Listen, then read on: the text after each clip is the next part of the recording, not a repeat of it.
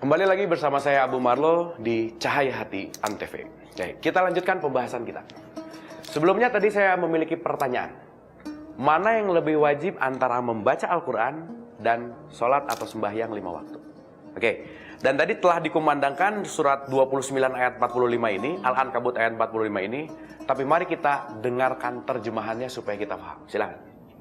Bacalah apa yang telah diwahyukan kepadamu, yaitu Alkitab Al-Quran, dan dirikanlah sholat. Oke, tahan dulu sebentar. Jelas sekali di sini Allah berfirman, "Utsluma uhiya ilaika minal kitabi wa aqimi sholah." Bacalah kitab Al-Quran dan dirikanlah sholat. Mungkin sebagian besar tadi menjawab bahwa yang paling penting adalah sholat. Yang paling wajib adalah sholat. Padahal di ayat ini dikatakan ada dua perintah yang dititik beratkan di ayat ini. Tidak bisa tidak, ada kalimat bacalah dan ada kalimat dan dirikanlah sholat. Artinya apa pemirsa? Kalau kita melihat dan menelaah secara baik-baik ayat ini, di sini ada dua perintah. Perintah pertama itu adalah bacalah Al-Quran.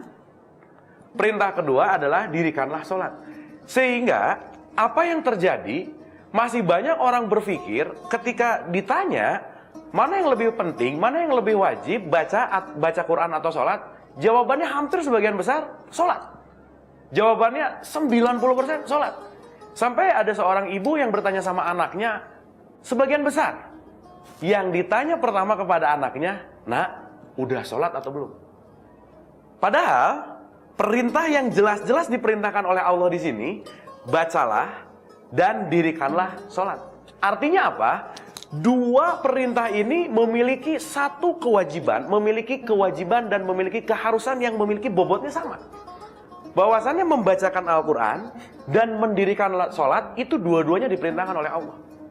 Namun banyak orang yang membaca ayat ini bahkan hafal, bahkan sampai di luar kepala dibacakan, tapi tidak memaknai esensi dari ayat ini sendiri.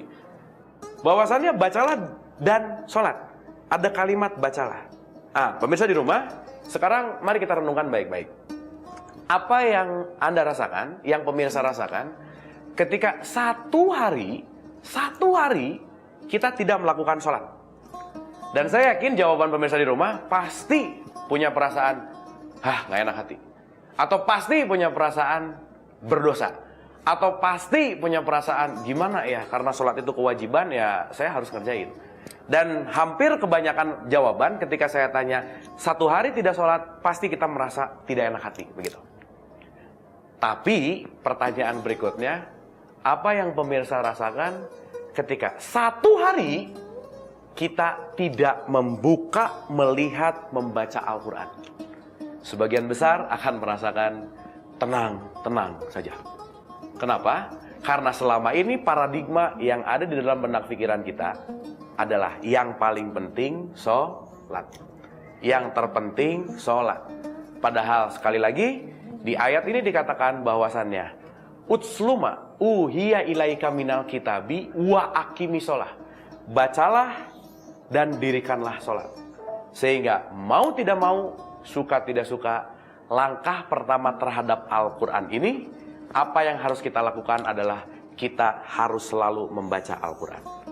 Tapi pertanyaannya, kalau kita baru hanya membaca, mari kita renungkan baik-baik. Pemirsa di rumah, sudah berapa lama kita membaca Al-Quran? Sudah berapa lama kita belajar membaca Al-Quran?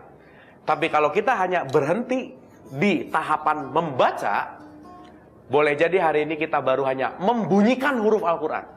Quran ini baru dibunyikan diulang-ulang, tapi boleh jadi belum menjadi aplikasi di dalam hidup kita, karena selama ini boleh jadi kita baru bunyi.